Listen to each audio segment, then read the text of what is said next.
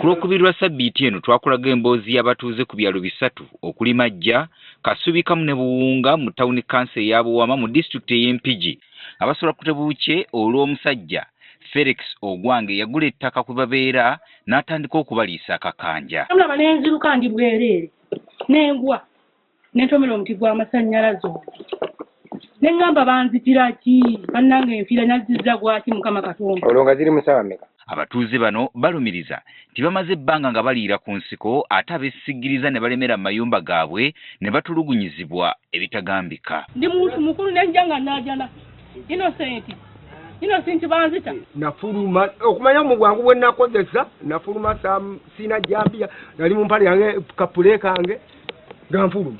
Ensonga eno yeetanudde RDC wa disitulikiti Empigi Sarah Nanono Kaweesi okusitukiramu okugenda kuyamba abatuuze bano basobole okufuna obwenkanya. Tubonyeebonye nnyo olw'abagagga n'abo abalina emmundu.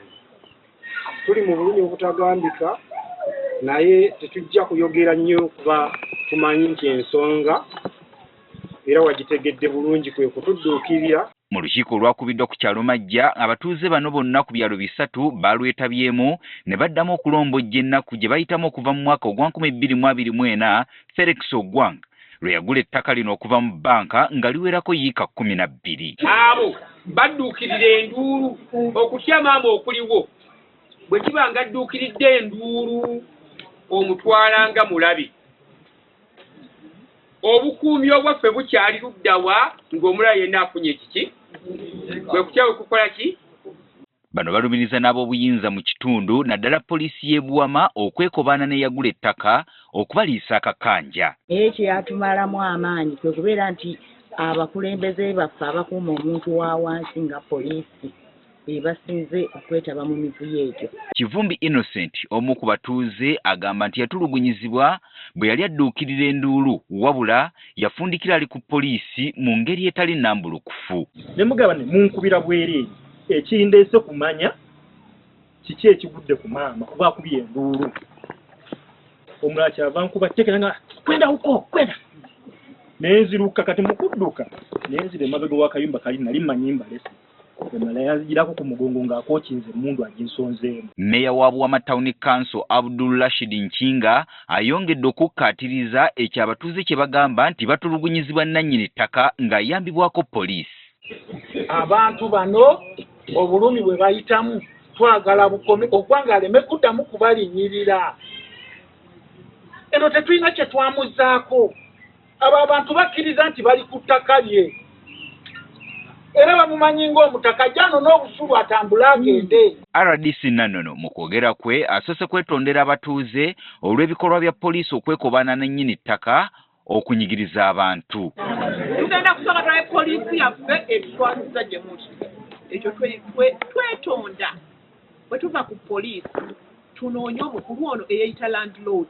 Tugenda mu banka era nnyina ensonga endala eri Buwama. Omukulu yazze n'agula yiika 12 yaziguza mu Stanbic Bank. Omukulu bamuyita Gombe Stephen era naye basudde ennyumba ezo.